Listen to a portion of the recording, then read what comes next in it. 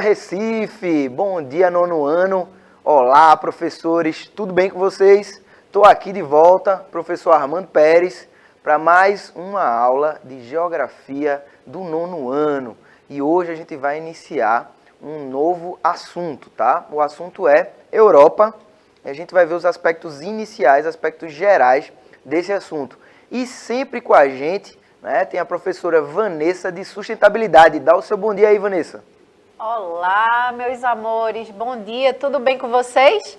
Bom, sou professora Vanessa, né? Isso, estarei junto com vocês na disciplina de sustentabilidade aqui, ó, acompanhando em conjunto com a geografia, que a gente sabe aí que dá para dialogar essas duas disciplinas e a gente está aqui junto, né, para mais um momento de conhecimento, mais um momento de estudo.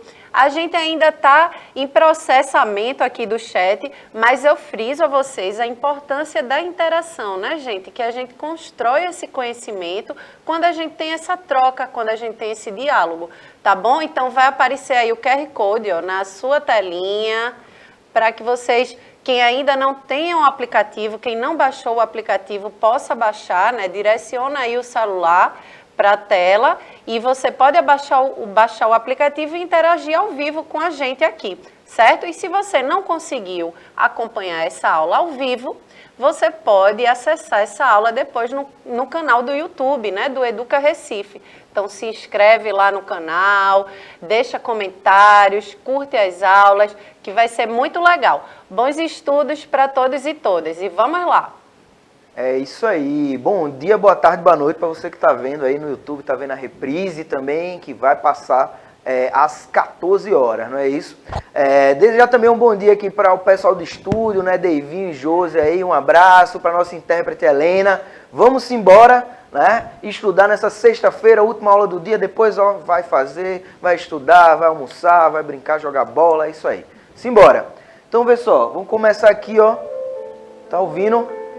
Tem aí, ó, um som, um piano e a foto de um cara aí meio brabo, né? Então, começar com a frase do Ludwig van Beethoven, né? Essa melodia é famosa, né? E a frase dele é: a verdadeira arte é imperecível, né? Imperecível que não perece, né? Não se acaba. Então, eu trouxe o Beethoven porque vocês sabem de onde é o Beethoven. O Beethoven ele é europeu, né? Assim como a música. E onde está essa música que ele está tocando? É a música clássica, ela é natural dessa região. Então, mas onde está a Europa, né? Vamos aqui relembrar os continentes rapidinho. A gente tem 6 continentes, né?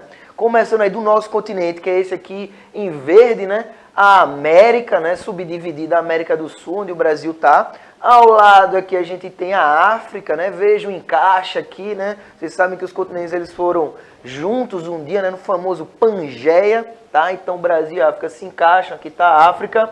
Aqui abaixo a gente tem um continente gelado, a Antártida, tá? Aqui mais a leste a gente tem a Oceania, né? Ao norte a Ásia, né? E finalmente aqui em vermelho, ó, a Europa. E qual foi o país da Europa que Beethoven nasceu, né? Porque eu trouxe ele para a gente fazer essa aproximação, tá? Então, o país, ó, o Beethoven, ele é alemão, né? Então, observe aqui no mapa da sua esquerda, a gente tem um mapa aqui meio esbranquiçado da Europa, né? Com o destaque em verde para o território alemão, né? Do país Alemanha. E aqui mais em destaque. Então, perceba a mudança de escala que a gente tem, né? Primeiro a gente tem a Europa, mal dá para ver, né? A não ser que você saiba já onde é a Alemanha, dá para você saber ali. E a gente vai aproximando essa escala, né? Aqui primeiro numa escala regional, esse mapa do canto esquerdo da sua tela. E do canto direito da tela a gente tem o mapa do país, né? E os vizinhos desse país aqui, né? Então países como a Tchequia, né? Polônia, né? A gente tem a Dinamarca ali ao norte, os Países Baixos, né? Que é onde está localizada a Holanda, né? Bélgica, Luxemburgo, França, Suíça, Áustria e por aí vai, né? Então, essa aproximação que eu trouxe para vocês é para a gente perceber o quanto da nossa história, o quanto da nossa cultura está relacionado ao continente europeu, né? Veio do continente europeu através dos portugueses. E você sabe aonde se localiza, né? Onde está localizado Portugal, né? Portugal e Espanha. A gente tem aqui, né? Deixa eu mostrar aqui no mapa para vocês, as penínsulas, né? Da Europa. Então, o que é uma península, Armando? Primeiro a gente está vendo aqui um mapa, né? Esse mapa é diferente dos outros porque ele é um mapa físico. Então, se ele é um mapa físico, ele vai mostrar as diferenças de altitude, a diferença do relevo, tá bem?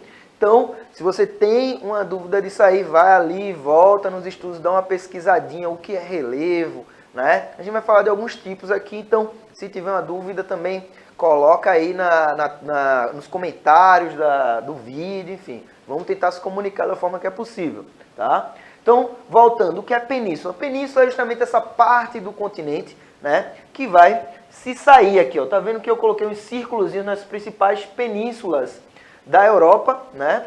E a Península Ibérica é essa aí, né? A Península Ibérica é justamente onde está localizado Portugal e Espanha. A gente vai seguindo essa ordem aí, a gente tem a Península 2, que é a Península Itálica, pelo nome você já deve ter sabido, né? Que é a Itália. Tem muita gente que gosta aí de futebol, por exemplo, acompanha os campeonatos desses países, né? Então veja que onde é que estão localizados. Então a Itália tem times aí muito tradicionais, a Espanha também, né? Com jogadores brasileiros, né? A terceira península é a Península Balcânica, né? Os Balcãs, que é onde está localizada aqui, ó, bem na pontinha, a Grécia, tá? Bem na pontinha aqui está localizada a Grécia, né? Seguindo, a gente tem um nome bem fácil, né? Bem tranquilo, Jutlândia, né? A Jutlândia está aqui ao norte, né? Essa pontinha aqui ao norte, a Península 4, e a Península 5 é justamente a Escandinávia. Escandinávia, para quem não sabe, é onde estão localizados os países dos antigos povos vikings, né? Então, vê só para a gente entender aí, isso é uma parte do relevo. Mas qual é a área desse relevo? Né? A área total da Europa. A área total da Europa tem apenas 10 milhões e 400 mil quilômetros quadrados, como vocês conseguem ver aí, né? Para vocês terem uma ideia, parece grande, parece muito. O Brasil tem cerca de 8 milhões de quilômetros quadrados. Então veja que quando a gente compara, né, são só 2 milhões de quilômetros quadrados a mais, tá? E quantos habitantes tem a Europa inteira? Todos esses países tem cerca de 740 mil, né, milhões, perdão, 740 milhões de habitantes.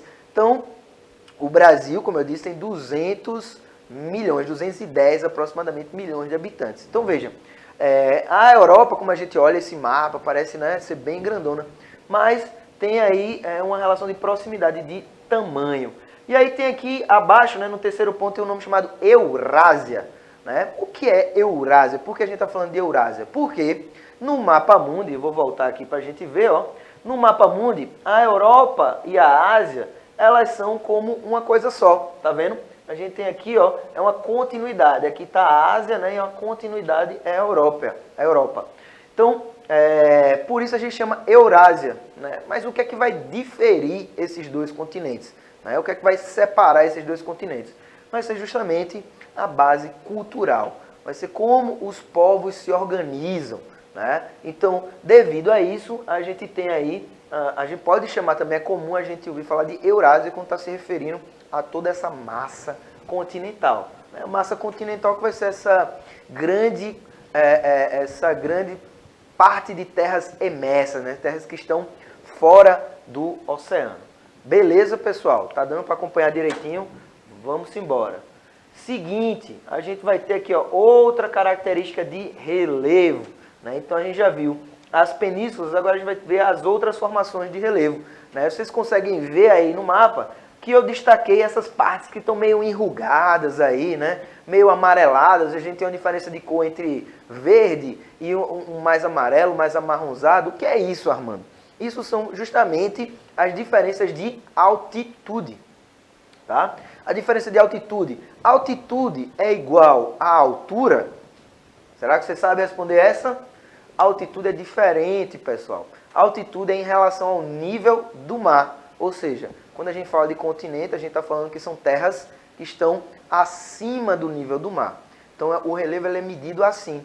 e a altura é justamente em relação ao solo, né? Em relação à base, tá? Então, por exemplo, você tem lugares que estão como o Monte Elbrus, né? Que é o ponto mais alto da Europa, e ele está a 5.642 metros de altitude, ou seja, o ponto mais alto da Europa. Já o ponto mais baixo da Europa, ele está abaixo do nível do mar, que é o Mar Cáspio, né? Tem até um debate sobre o Mar Cáspio é mar mesmo, mas se convencionou chamar de Mar Cáspio, tá? Então, o Mar Cáspio está a menos 28 metros, ou seja, ele está abaixo do nível do mar. E tem aí uma dica muito especial para vocês. A gente vai chamar essas regiões, né, que estão abaixo do nível do mar de depressão absoluta, ou seja, depressão absoluta. São áreas continentais que estão abaixo do nível do mar. Belezinha? E esses outros destaques aqui que eu trouxe para vocês são os seguintes. Primeiro a gente vai ter uma planície e depois a gente vai ter os cadeias montanhosas, tá? O número 1, como eu mostrei para vocês, é essa parte verde bem grandona aqui, ó. Tá vendo? Que é justamente a grande planície europeia, né? Então veja que tem muitos rios, né? Esses rios contribuem para a criação dessas planícies. E, seguindo a ordem, a gente tem o número 2, que são os Alpes, né? Os famosos Alpes suíços, né? Passa pela Suíça. Tem também um pedacinho da Itália, né? Então, os Pirineus, né? O 3 aqui embaixo, ó, na Península Ibérica. A gente vai ter o 4, que são os Carpatos, né? Nessa região aqui, tá? Ao norte dos Balcãs. E o Cáucaso, que é aqui na região que é ao sul, né? Na verdade, a sudoeste da Rússia, né? Essa região do Cáucaso está ficando bem famosa aí, né? Por causa dos conflitos que estão acontecendo atualmente, tá? Vamos seguir. Ó, outro aspecto natural importante, a gente falou de relevo, agora a gente vai falar de clima, tá? Então, presta atenção. Eu tenho um mapa todo colorido aqui, né? Então, vale a pena lembrar, pessoal, os fatores climáticos, né? Quais são os fatores climáticos que a gente pode considerar? Por exemplo, fatores climáticos são elementos que vão modificar o clima, né? Que vão dar características ao clima. Primeira coisa, será que tem diferença, né, entre clima e tempo? Né? Quando você sai de casa, você olha pela sua janela, né, ou você vai planejar uma viagem, você tem que se preocupar, né, com que tempo vai fazer quando você estiver naquele determinado lugar. Né? Você vai sair de uma cidade para outra, que talvez faça frio, por exemplo. A gente tem aqui Garanhuns, a gente tem aqui Gravatá, Taquaritinga do Norte, Triunfo, né, que são regiões que estão num relevo mais elevado. Então, esse relevo mais elevado, ele vai naturalmente fazer o clima ficar um pouco mais ameno, tá? Só que quando a gente fala disso aqui da Europa, a gente está falando de relevo muito mais alto, né? Então, um relevo com mais de 1.000 metros, 2.000 metros de altitude, tá? Que vai influenciar diretamente no clima, né? Você pode ver aí as partes que estão aqui nesse mapinha, as partes que estão de cor roxa, né? E olha aqui embaixo, olha na legenda, a gente tem o quê? O clima de altas montanhas. Então vai coincidir com os Alpes, né? Com as outras regiões de cadeia de montanha que eu mostrei para vocês, tá? Depois, né, dessa parte, a gente vai ter aqui essa parte bem amarelada, né? Um amarelo mais escuro, né? Esse amarelo mais escuro é o clima mediterrâneo. Por quê, Armando? Porque outro fator climático é a proximidade do mar. Ora, aqui em Recife, a gente tem uma temperatura que fica sempre ali, né, oscilando, bem próxima, né? Não tem um frio muito radical, assim, uma mudança. A mudança que tem é quando chove no meio do dia e por aí vai. Né? Por quê? Por causa dessa proximidade do mar. A gente tem a umidade, a gente tem a troca de temperatura com o mar. Né? Já quanto mais a gente vai para o interior, né, menos a gente vai ter essa troca de temperatura. Então, vai haver uma oscilação maior de temperatura. Essa oscilação é chamada de amplitude térmica. Olha aí, vários termos novos, tá? Vamos conversar. Se tiver dúvida aí agora, professor, você pode falar sobre isso depois, né? Vamos dialogar também, vamos aprender junto, tá? Seguindo, a gente tem o clima temperado, que vai ser boa parte da Europa, né? A gente vê aquela parte de planície ali, né? Então veja como o clima e o relevo eles estão relacionados. Então na parte de planície a gente viu que tem aí o clima temperado e em cima a gente tem o clima oceânico, que é esse bem verdinho aí, que é justamente a região que interage mais com a maritimidade, né? Que é o termo que a gente usa para essa proximidade, para essa relação do lugar com o oceano, com as massas de ar, tá? E com as correntes marítimas também.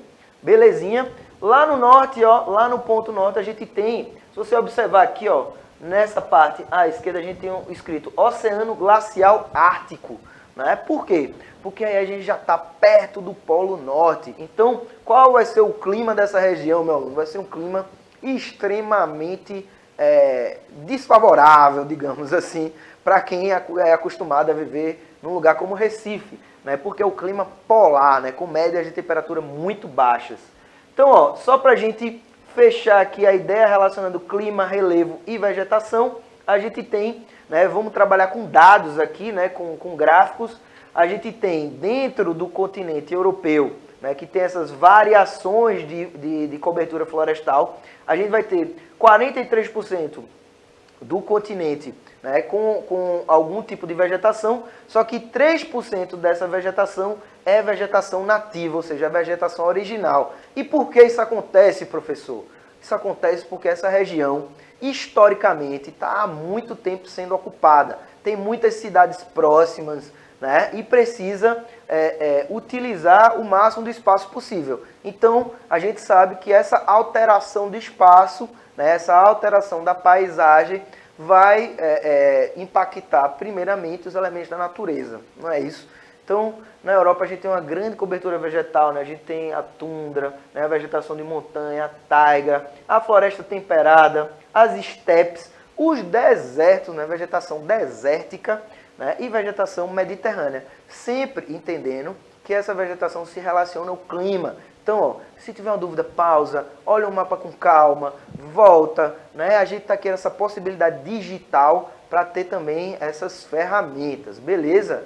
Então, ó, para seguir eu tenho algumas fotos dessas paisagens, né, destacando aqui no mapa, né? Na esquerda eu tenho a foto das terras altas da Escócia, na direita eu tenho a Grécia nesse mar maravilhoso.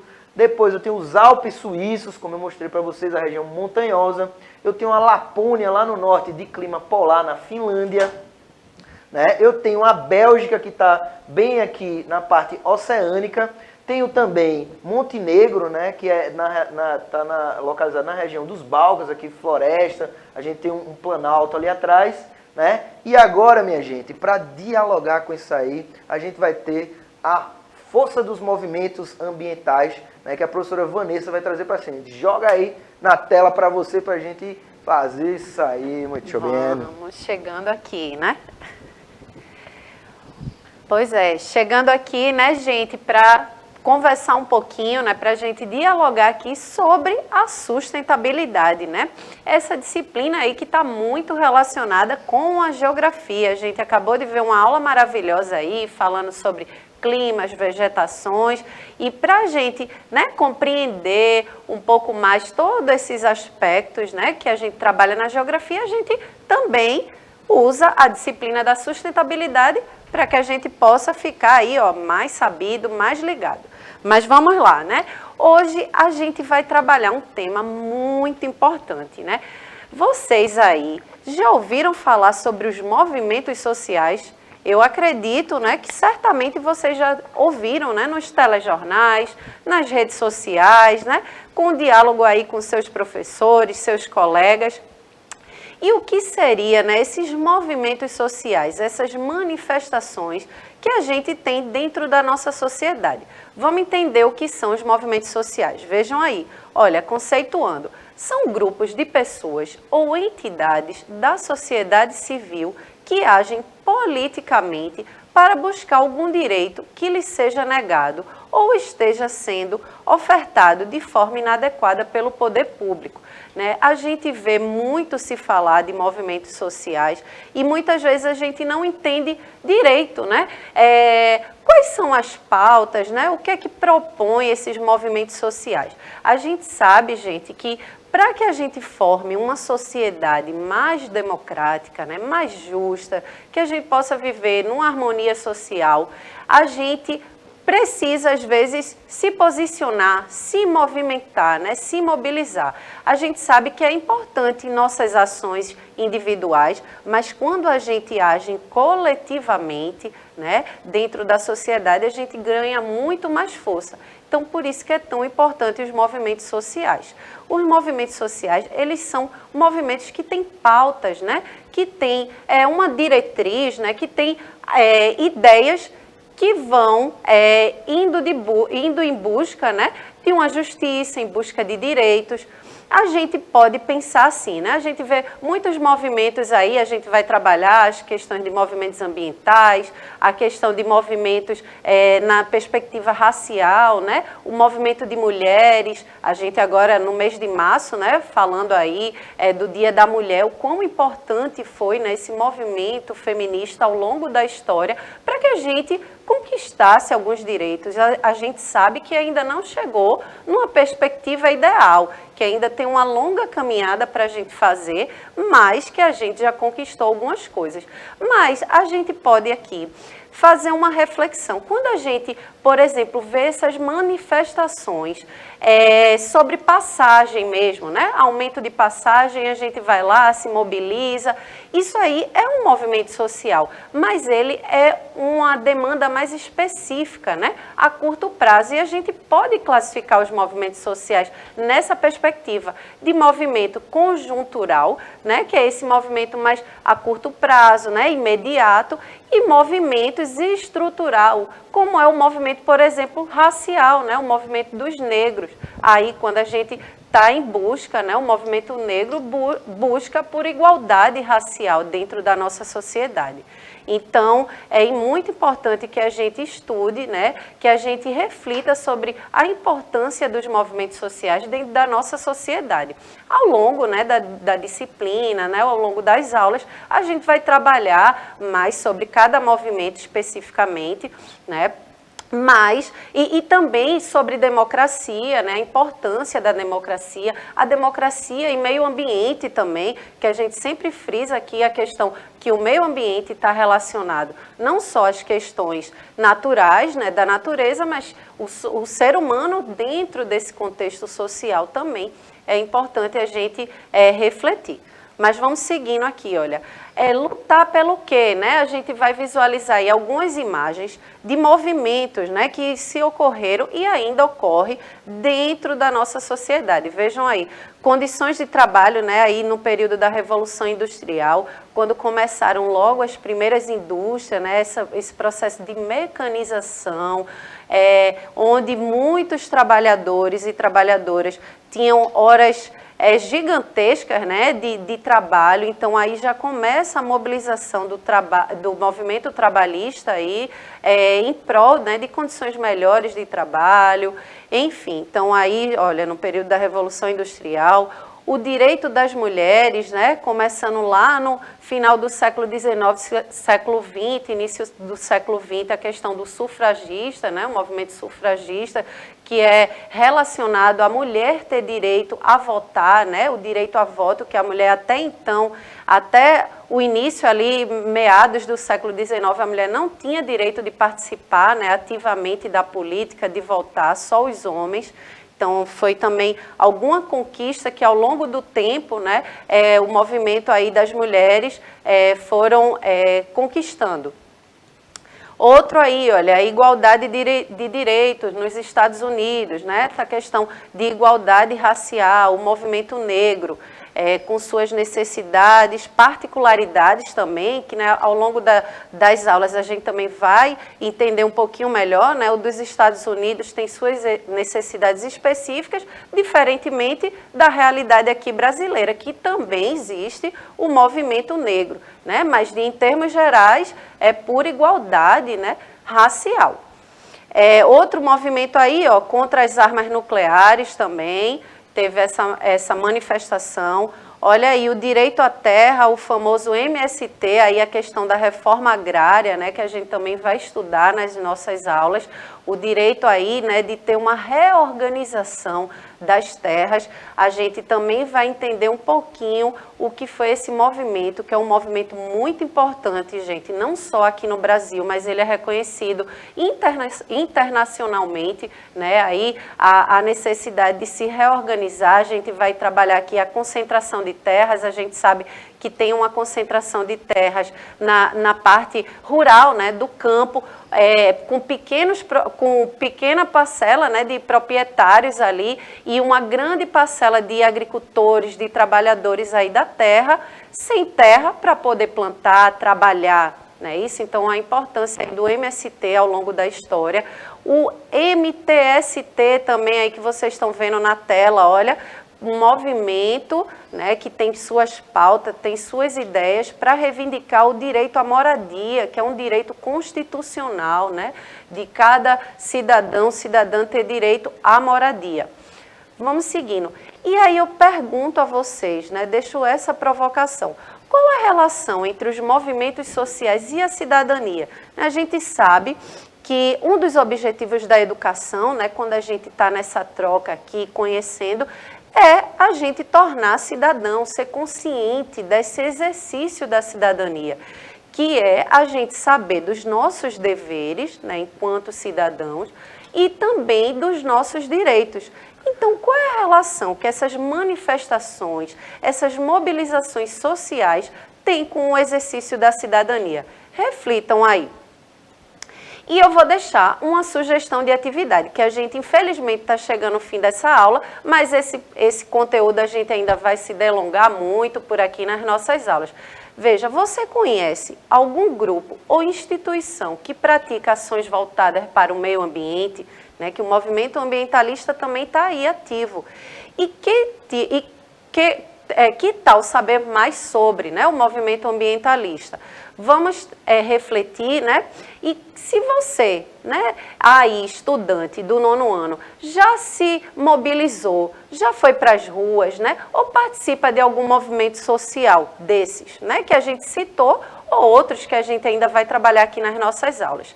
Bom, fica essa sugestão para vocês refletirem. Agora eu vou passar a palavra aqui, né, para o professor Armando, para que ele dê as considerações finais dele. Bom, pessoal, é isso aí, né? Vocês estão vendo que a geografia e a sustentabilidade, elas estão no nosso dia a dia, né? Então, o nosso objetivo é que vocês percebam isso, né? Sensibilizem o olhar, né? Então, converse, debata, né? Vocês já estão aí, já na adolescência, então estão formando opinião. Vale a pena a gente parar, refletir, para criar justamente essa consciência cidadã. Beleza, pessoal? Então, um abraço, bom final de semana. Até a próxima aula. Tchau, tchau. Exatamente, né, gente? Eu espero que vocês tenham gostado da aula. A gente ainda vai conversar um pouquinho mais sobre isso nas próximas aulas. Um beijo bem grande, ó, e até a próxima aula. Tchau, tchau.